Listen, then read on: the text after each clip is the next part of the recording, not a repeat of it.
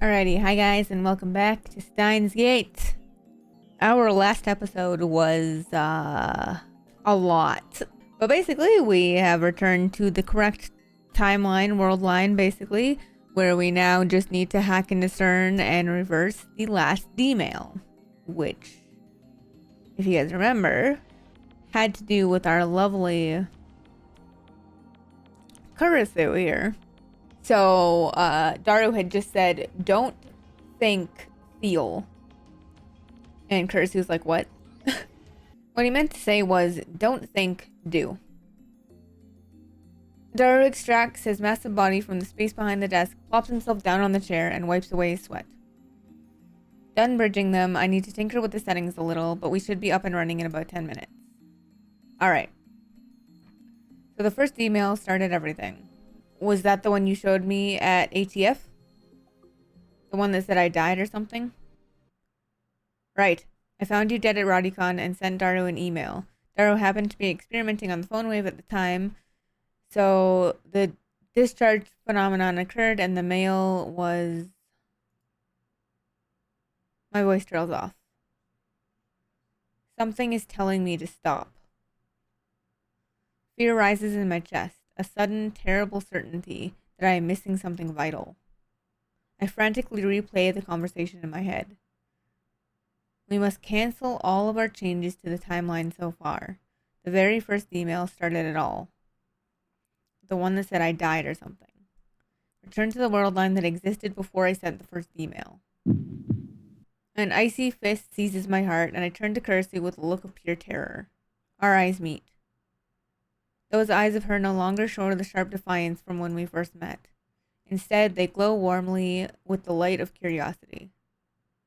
What? I was right. I had missed something vital. Something dire. The world line I set my sights on to save my Yuri. The world line upon which Suzuha staked her hope for the future. The world line I am last poised to reach at the end of this long struggle. On that world line, Mayuri lives. On that world line, CERN fails. And on that world line, on the 8th floor of Rodicon, Makise Kurisu dies. Chapter 10. I should save. I thought that I had found the solution, that everything would be alright. But the equation was meaningless. I had solved nothing. Instead, I am left with a terrible choice. Mayuri. Or Kurisu. One of them must die. Rodican is still off limits. They haven't yet repaired the hole that Suzuha's time machine made. I look down through the hole at the streets of Akiba. From up here, they look narrow and stifling. Across the way, a train rumbles by. I watch the yellow striped cars move past. I came here because I wanted to be alone. The day before yesterday, I abruptly cancelled the attempt to hack CERN. Kurisu and Daru demanded an explanation, but I just couldn't give them one. The decision has paralyzed me. 2 days later, I'm still nowhere close to finding an answer. What do I do? 2 weeks ago, on July 28th, Dr. Nakabachi held a press conference in this very spot. The same day, Kurisu was murdered. Let's say we go through with the plan and delete the first email I sent, the one about Kurisu's death, from CERN's database. That would return us to the beta world line where it all began. What would happen then? According to my predictions, our friend, lab member 004, Makise Kurisu, would disappear. Someone who died on July 28th cannot be alive now on August 15th. That would defy causality. A time paradox. That world line has already rejected her existence. The moment we erase the D-mail, Kurisu will cease to exist. And so I am left with two options. Option 1. Hack CERN with the IBN 5100 and erase the first email I sent, thus returning to the beta world line. Kurisu will disappear, but Mayuri will live. CERN will never build a time machine, and the future will be free. Option 2. Don't hack CERN, keep living here on the Alpha World line. Mayuri will die, so will Moeka and FB. Kurisu will likely be kidnapped by CERN, but at the very least, she won't die. With her research, CERN will gain control of space-time, and the future will be a dystopia where no one is free. And I'm supposed to choose? Ridiculous. I choke out a laugh. How am I, of all people, supposed to make that choice? There's no way. I don't really care about the future, whether it's free or ruled by CERN. I know I should care. Suzuha entrusted her wish to me. Doesn't that make it my responsibility? But still, it doesn't seem quite real. 20 years is a long time. Right now, only Mayuri and Kurisu matter. I must choose which to save. If I had been given this choice back on July 28th, before this all started, I probably would have not hesitated to abandon Kurisu and save Mayuri. But it's not July 28th, it's August 15th. I've spent 2 long weeks with Kurisu. She's one of us now, an integral part of the lab. As I leapt through time again and again, she was the person I relied on most. Always calm, always thoughtful, always ready with a new hypothesis, always there to give me a push when I needed it most. I wouldn't even have the time leap machine if not for Kurisu. It's thanks to her I made it this far. After all she's done for me, there's no way I can abandon her now. Nor can I let Mayuri die. Everything I've done, I did to save her. I would give anything, even my own life, to see her safe. More than anything, I want her to live. No matter what, I won't let her die. I can't choose. I can't. Kill Kurisu or kill Mayuri. That is what this choice comes down to. Is this how it ends? Jesus Christ. I drive my fist into the wire fence. Suzuha, Ferris, Rukuko, Moeka. Is this what I sacrificed your memories for? Is there no other option? No way to save them both? Steinsgate, dude. What if I use Suzuha's time machine? I could return to the Beta World line, then use her time machine to travel to July 28th. No, that won't work.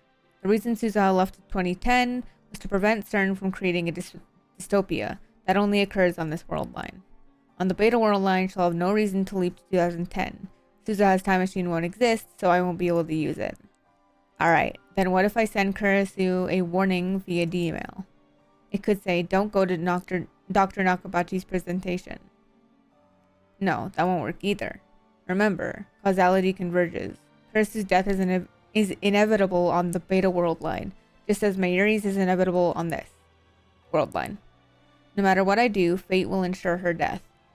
There's no way. I slowly sink to the floor, my back against the fence.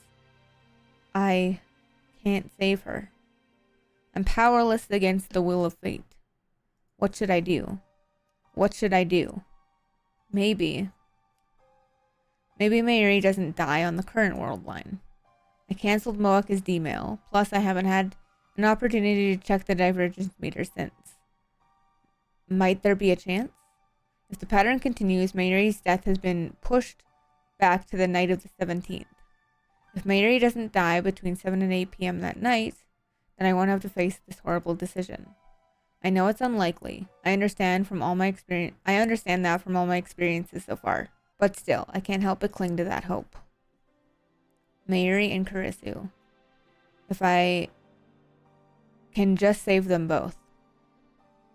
Then I don't care if the future is ruled by CERN. I'll betray Suzuha's dream if that's what it takes. So please, let Mayuri live. To whom should I make this desperate plea? God? Fate? The universe itself? Either way, I'm just one insignificant human among billions. Will my prayers truly reach? I already know what the answer will be. And that knowledge, that certainty, is despair. Kamimama ends for 3 straight days, from the 15th to the 17th. On the last day, I go with Mayuri and stay with her from morning until Kamima closes. It's not really my thing, though. The crowd is ridiculous, so I wait off to the side with Mayuri's bags. From time to time, Mayuri appears with new bags for me to guard, and usually a snack for us to share, but most of the day I spend alone. To some extent, I'm here to escape reality, to empty my mind and forget my fears. but even when I close my eyes, I can still hear the footsteps of death approaching. We're finally home. It's already dark by the time the bus drops us back at Akiba. Mayuri is dragging her costume case behind her. I'm carrying bags covered in moe artwork and loaded with doujinshi. These are all Mayuri's purchases, not mine. I can't believe she bought so much. I guess the reason she doesn't cosplay herself is that she's too busy shopping. We get off the bus and just stand there for a while. What are you gonna do now? Head straight home? Actually, I was thinking of going to the lab. Need something? Not really. It's just been a while since I got to relax with Ocarine. I'm a little hungry, so I'll buy some juicy chicken #1 on the way. Maybe Mary wants a taste of normalcy again, now that the chaos of Kamima has ended. I can't begrudge her that. I stifle a groan and shrug my shoulders. Back to the lab, then. Hey, Ocarine, why did you come with Mayushi today? You've never come with me to Kamima before. You're not interested in moe, right? I like robot anime. But I'm not so much that I'd line up early in the morning for Kamima each year like Daru and Mayuri do. So why did you come with me today? Well, to confirm your death. Those words popped in my head, but I quickly shake them away. Why am I so set on Mayuri dying? I want her to live, remember? Well, I just felt like it. Oh. Suddenly, silence. A downhearted frown replaces the usual smile on Mayuri's face. Did my answer upset her? But it's not like I could tell her the truth. How do you tell someone they're going to die? Rukuko. I frantically try to smooth things over. I thought maybe you'd managed to get Rukuko to cosplay, so I came to laugh at him. Too bad he didn't come. Yeah, Rukuko would be super popular if he did come, though. People would take his picture and post it all over the internet, then everyone in the world would see how cute he is. And after he became a superstar, Mayushi would see him on TV and think, wow, he's gone so far. It's scary, because it's true. Ocarine? Suddenly, Mayuri turns around and peeks at my face as she walks backwards. Thank you for today. Why are you thanking me? Well, like I said, this is the first time Ocarine's ever come to Kamima with me. It made Mayushi really happy. Smile finally returns to Mayuri's face. Ah, but you know what would make me even happier? If you cosplay next time. Yeah, I'll think about it. That's right, don't think negative thoughts. Think about a fun, bright future. Really? You'll cosplay for me? Only if you cosplay too. Rukuko too, and Christina of course. Convince them to cosplay first. If you manage that, then I, the great and insane mad scientist Hoin Kiyoma, will grace Kamima with my August presence. August? The next Kamima takes place this winter. We'll all be there, as if none of this ever happened.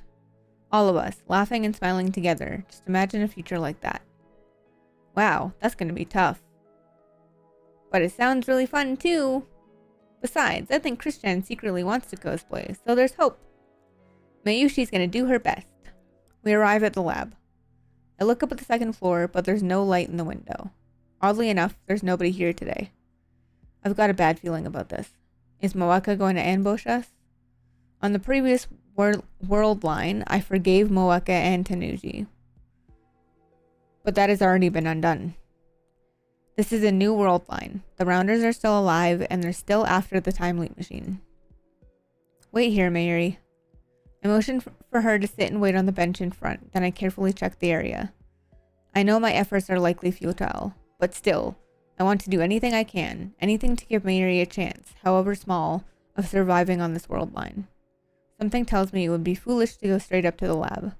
So first I decide to check the street for any suspicious people. I walk down the street towards... what the fuck? Kura Mebashidori. Careful to always keep Mayuri in sight. Oh, good. Lovely. Suddenly, a white station wagon parked at the end of the street fires its engine and takes off in our direction. What? I can see clearly through the front window. The man in the driver's seat is unfamiliar. But I have seen that station wagon before. It's the same one Moaka used to run us over on a previous world line. Same one Tanuji used to transport the IBN 5100. And now it's bearing down on me at full speed. I'm in the center of the road. There's nowhere to run. The station wagon flips on its high beams, instantly turning my vision white. I can't move. It's all happening too fast. I expected an ambush inside the lab. Instead, I'm facing a charging car. What do I do? I'm fine. I won't die. This world line hasn't approved that fate. No, wait. What day is it? This is the first time I've made it to the 17th. Does that mean my death is still undecided?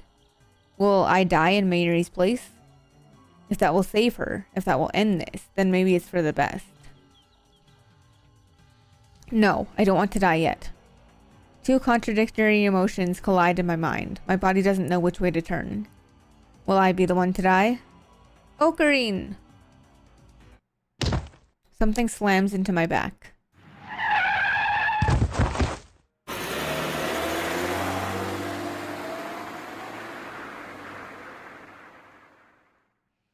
I open my eyes. I'm lying on the side of the road. My whole body hurts, but I don't appear to be seriously injured. Someone saved me? I look up to see the station wagon's tail lights disappearing around the corner. And there, lying in the center of the road, is Mayuri. Mayuri! I run to her side. Mayuri is bleeding from the head. The pavement is slick with blood. Did she protect me? But that's not what I wanted. Oh my god. Another fucking death. Jesus Christ. I don't know how this guy... Okay, I don't know how you deal with this shit, dude.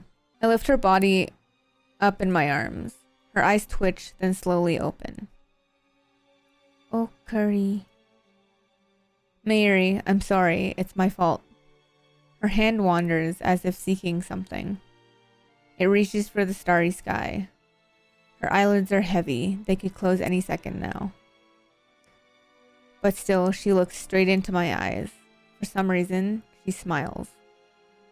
Finally, Mayushi was useful to Ocarine. What? Oh my god, Mayuri, you're gonna make me cry. Stardust handshake. Her delicate fingers grasp at the sky, but all they find is empty air. Her arm goes limp. I grab her hand before it hits the ground. Mayuri is no longer breathing. I've seen her die countless times, but this time it's too much. This time it's all my fault. I embrace Mayuri's tattered body, her lifeless, motionless, tattered body. I clench my jaw and bite back my tears.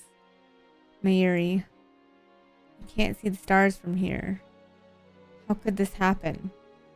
Why did she have to die like this? What possible meaning could this death have? Yes, it happened because fate demanded it. Yes, her death is unavoidable, the result upon which this world line converges. I knew from the beginning that this would happen, but I never imagined she would die saving me and with a smile on her face. What do you mean you were finally useless? Useful. Tell me, Mayuri. There's no future for Mayuri on this world line, and that brings me once again to the choice. Do I return to the Beta world line, killing Kurisu, or do I leave things as they are and accept Mayuri's death? Well, definitely not accepting Mayuri's death. What about Steinsgate, bro? I can't run away. I am the one who twisted fate. I am the one who must decide.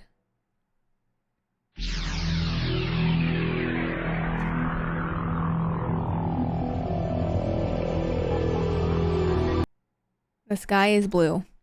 I'm on the roof of Radicon after going back 56 hours with 2 time leaps.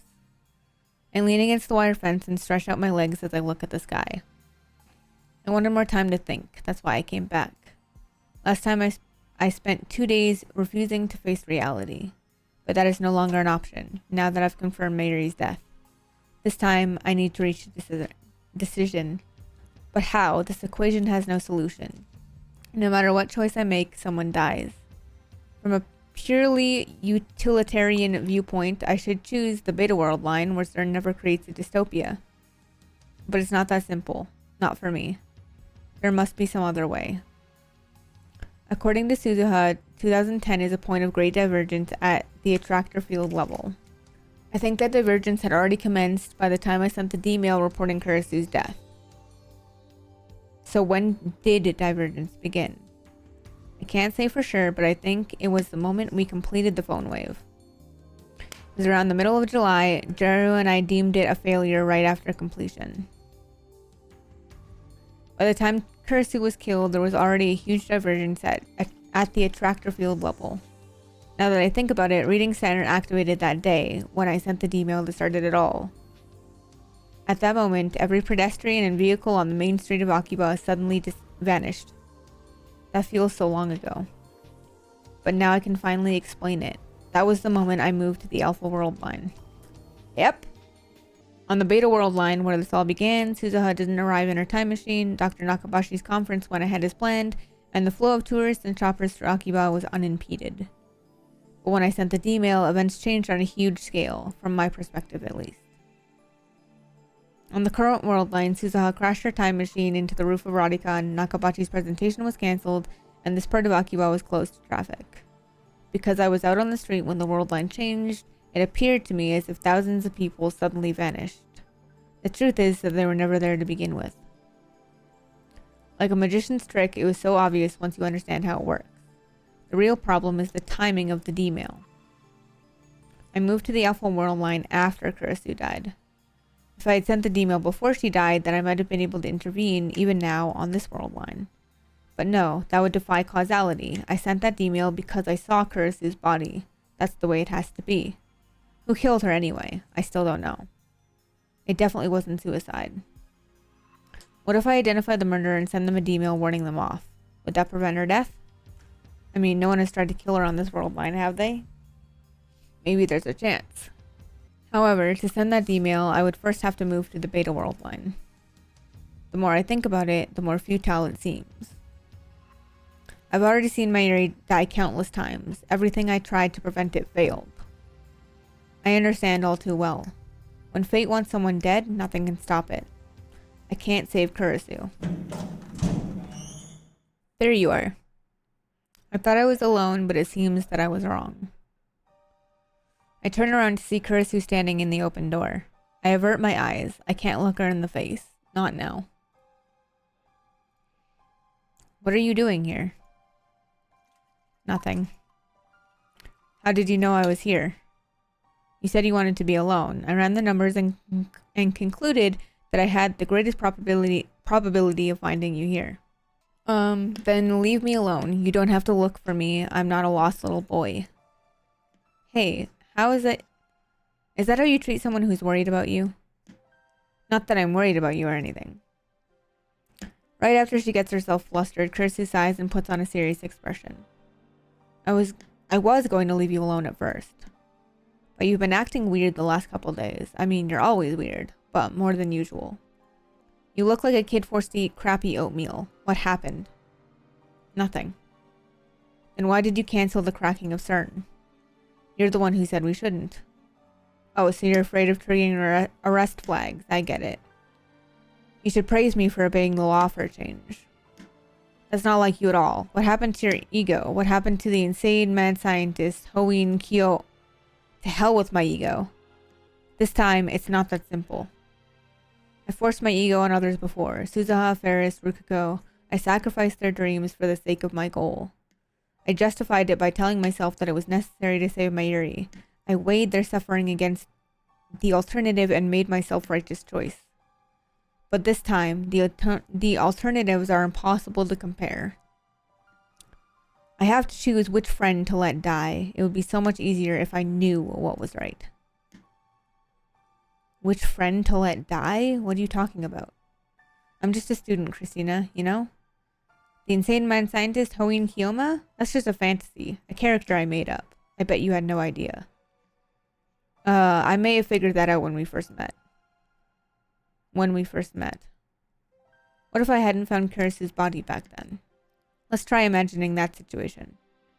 If I hadn't seen Karasu dead, I wouldn't have interrogated her before the seminar at ATF. Without hearing me call her a zombie, she wouldn't have taken an interest in me. She wouldn't have come to the lab. Ultimately, we would never have built the time leap machine, leaving me without a means to save Mayuri. And of course, Karasu would not have become our friend. We would not be as close as we are right now. Tell me, Okabe, what do you mean? I can't meet her questioning gaze. Do I have to tell you?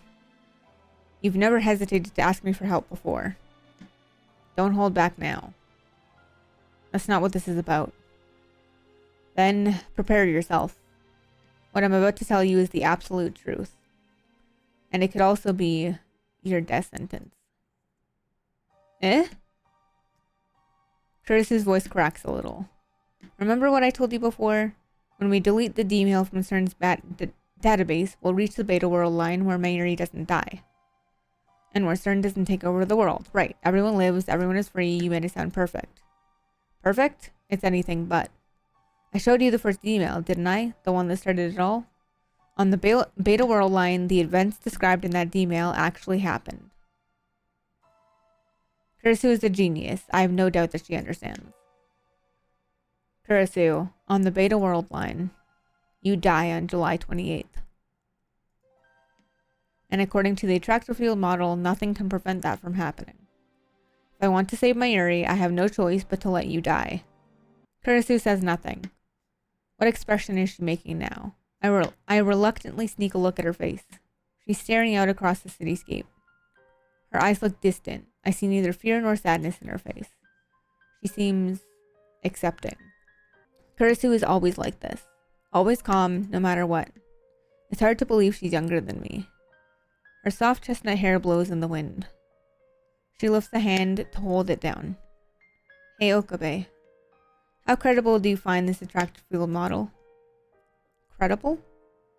It's all secondhand info from John Titer, from Amane-san, isn't it? I get that it's the accepted model in 2036. But how exactly did scientists prove the existence of attractor fields? Are you trying to say the model may be wrong? I know for certain that convergence exists. I've experienced it firsthand. Even if they're right about convergence, what about the relationship between world lines? The moment I change world lines, everything is reconstructed, past, present, and future. But that's just from your perspective, Okabe. Once you go to the beta world line, the me that your brain perceives will die. In other words, your perspective will have chosen the world line where I die instead of the one where I don't. However, why can't the world your brain perceives be different from the world my brain perceives? Brains. I forgot her specialty was neuroscience. So you're saying world lines are independent? Like trains, maybe. Trains? Let me give you an easy example. Karasu takes out her phone and starts fiddling with it. If I want to take the train from Akiba to Yokohama, which route should I use? I didn't know you were a rail fan. It's just an example, geez. You choose to take the Yamanote line to Tokyo Station, Jesus, then transfer to Tokaido Main Line for the rest of your trip. Karasu keeps talking as she looks at her phone, apparently reading off an itinerary. But I take the Yamanote line to Osaki, then transfer to the Shonan Shinjuku line. Another person, say Hashida-san, might have decided to take the Kaihin Toku line for some reason. And Mayuri might ride the Shinkansen from Tokyo. You and I ride the same train until Tokyo Station, but from there we ride different lines, while still aiming for the same destination. And that applies to the universe? You're claiming the existence of parallel worlds? I like to use my imagination too sometimes. But where's the proof that there's only one world? Suzuha said so, and then there's reading Steiner. In other words, an unknown time traveler and your unexplainable superpower. But we knew Suzuha. There's no way to prove that she was Hashida's daughter, or anything she said about 2036 either, not without going there ourselves. And if reading Steiner is what you say, then it means your subjective experience influences the memories of every single human being. That's completely absurd, Okabe. If it's true, then you're literally a god. But there are no gods in reality. The world doesn't revolve around you. It's just your brain making you believe that it does.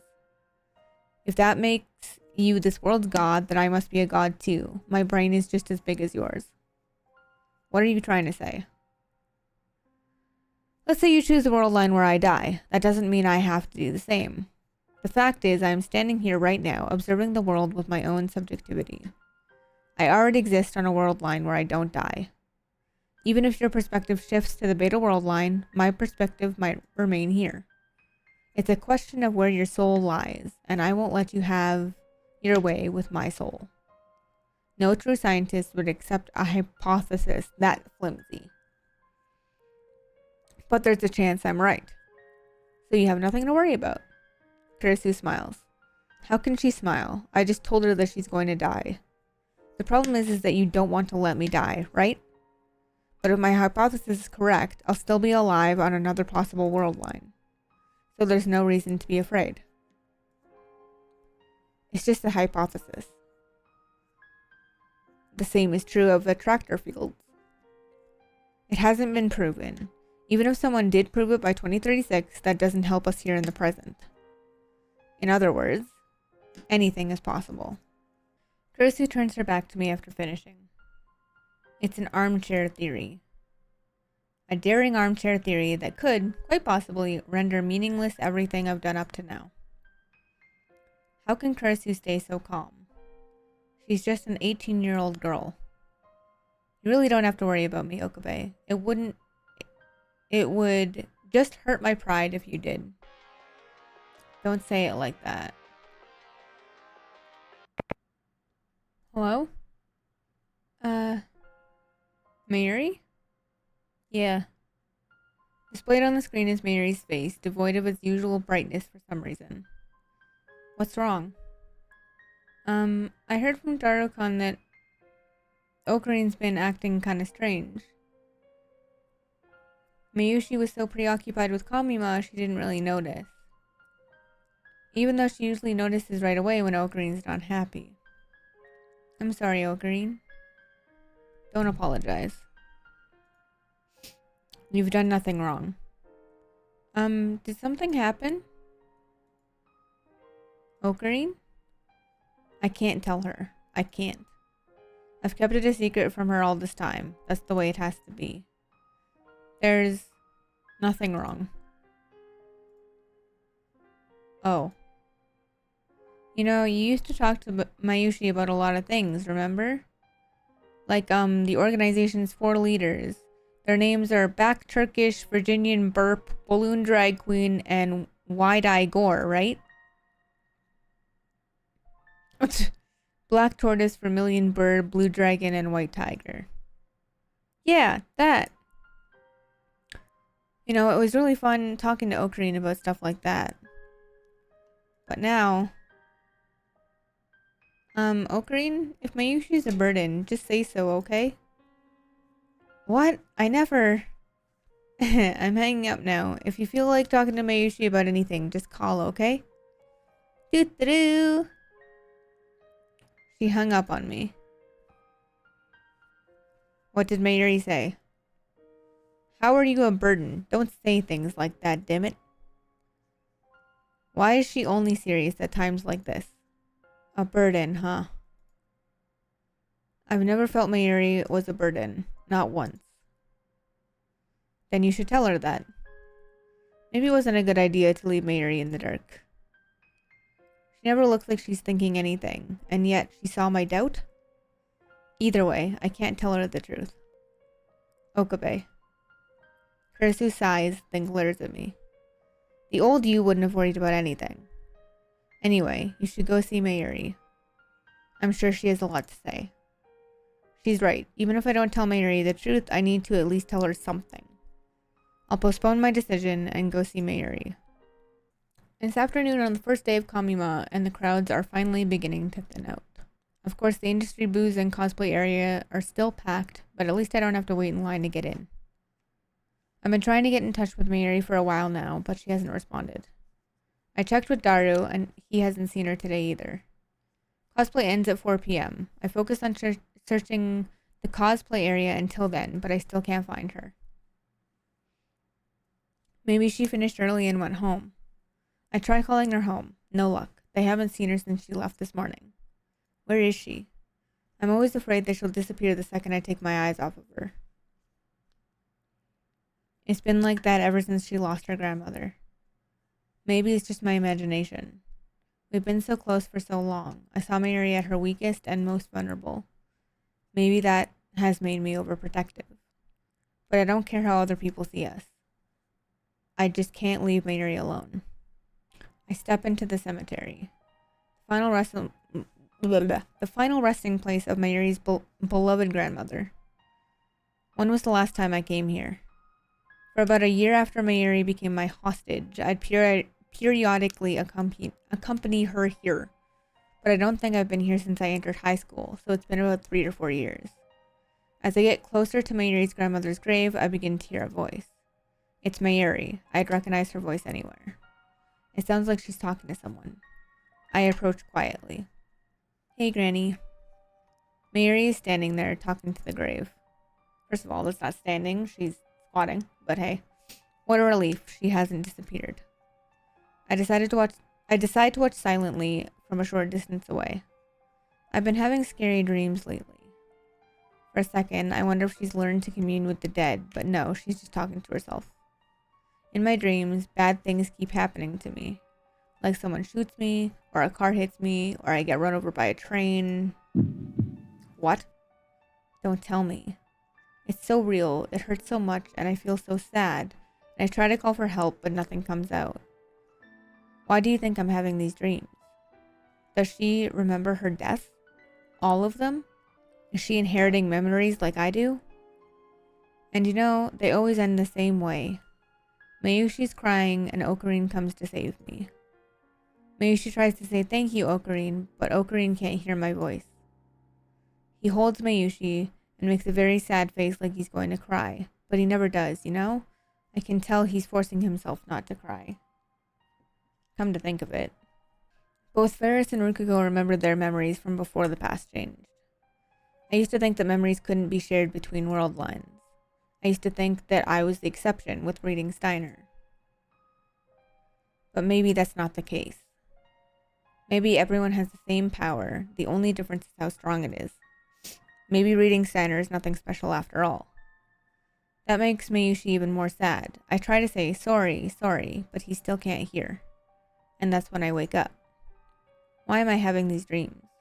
I've failed so many times to save her. I've watched her die again and again.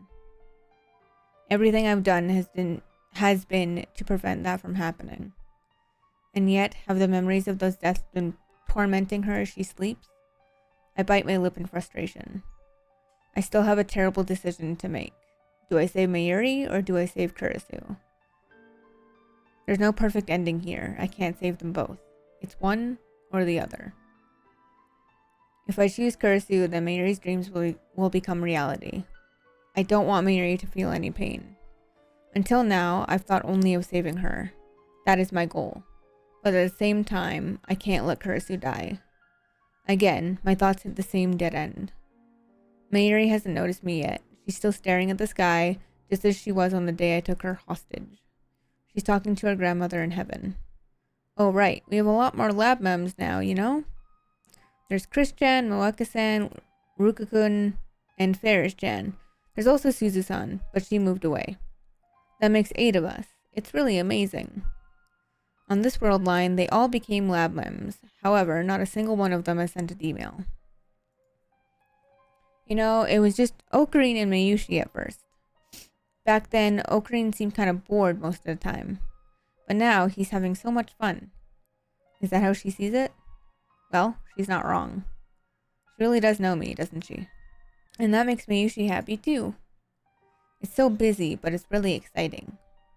Especially now that Chris-chan is here. She's really smart, you know? She got a paper published in a famous magazine. Mayushi really admires her. She even made a time machine. Oh, but can't forget Ocarine and Daru can help too. Then Mayuri falls silent. Her gaze becomes distant. She stands still and looks up to the sky. What could she be thinking? But sometimes I remember, back when it was just the two of us. When Mayushi had only just become Okarin's hostage. I'd go to the lab after school, but Okarin wouldn't be there, so I'd tidy up the room and decorate it with cute things. Then Okarin would finally show up a little later. Mayushi would say, "Welcome back," but instead of saying, "I'm back," Okarin would say, "Good work," like a big boss or something. Every day we'd spend a few hours just hanging out, doing nothing, and then we'd go home together. We didn't talk much, but it wasn't bad. We were just there, together, We'd sit next to each other on the sofa, Okarin would work on his big plans, and Mayushi would read manga or play games. And sometimes we'd have a snack together. It was so nice and relaxing. I never wanted to leave. I'd start feeling like a real hostage, and I'd laugh and say hee hee hee to myself. Then Okarin would turn to me and say, "I remember. It was 4 months ago, still spring. The lab wasn't as lively as it is now. It was an isolated bubble of slow-moving time. Did something good happen? Yep. Well, not really, but kinda. It must have been an illusion. We could be under attack from Illusion Conductor, one of the organization's feared agents. Oh, gotta be careful then. I'm sure that Mr. Illusion Conductor, not Kid Hugger. I'm sure he's not a bad guy. It was nothing, just meaningless chatter to pass the time. I felt so happy there. So happy I could cry. I wanted to stay like that forever. But that doesn't mean I don't like how things are now, okay?" Mayuri shakes her head in denial. Finally, she stops looking up at the sky and bows her head instead. I haven't talked to Okarin much lately. Maybe she's getting a little lonely. It's true, I haven't had time to talk to her lately, but that's because I've been fighting to prevent her death. To keep her dreams from coming true. Also, that Mayuri will keep smiling. I never again want to see her cry like she did on the day her grandmother died. But I don't want to be a burden on Okarin. That word again, burden. I've never thought of her as a burden. Mayushi is just one big nuisance, isn't she? Granny? Mayuri lifts her face one more. I can't stay like this forever, can I? Of course you can. Huh? When I finally speak to Mayuri, she turns my way with a surprised expression. Her face is so soft, so innocent. Slowly, her lips curve into a smile. It's Okarin! Wow, how'd you know I was here? I always know where my hostage is. Hostage. You cannot escape my grasp. Not ever. Oh. But don't wear yourself out, okay? Mayushi's a little worried. Hoin Kyoma is not so weak as to require your concern. When the time comes, I'll tell you everything. Huh? So stay with me until then, like you always have. Okay. Mayuri stands up and turns to the grave once more. As an offering, she leaves a brand new white lily, as well as some dango dumplings. Let's head back, Okarin. Shouldn't we get some dango for ourselves first? Back when we used to visit the cemetery together, it was part of our daily routine to eat dango on the way back. Of course. Alrighty, we're gonna leave that episode here, and I think I'm done for the day. But I better save because I'm gonna forget. But thank you guys so much for watching. If you guys want to see more of this, I do have 30 some odd other episodes up to this point. And I do make shorts as well as edited VOD content once I am done with this. It's taken me a lot longer than I thought. But if you would like to stay updated with me, you can always hit the subscribe button, like, and comment down below. It actually helps a lot. So thank you. And yeah, if you guys want to keep up with me, hit the notification bell so you don't miss an upload. I do try to upload at least every day when it's Steinsgate, just because there's so much of it. So if you guys do want to keep up with the Steinsgate story, there is a playlist and stuff that I will have linked as well as in the card somewhere. But thank you guys for hanging out. Thank you guys for watching. I hope you're enjoying. It's getting down to the nitty-gritty now of this story, and I'm scared that I'm gonna get the bad ending. I'm all nervous, honestly. But we will see what happens. We must protect Mayuri, the sweetest bean. And yeah, so I guess we'll just see what happens. But also I like Kurisu, so like I want to reach the right ending, but we'll see if we get there. But I appreciate you guys lots. Thank you again so much for watching, and happy time zone, whatever it is for you when you are watching this video. And I will see you guys in the next one. Buckle up, because it's about to get crazy. Alright? But thank you guys again, and I will see you soon. Bye!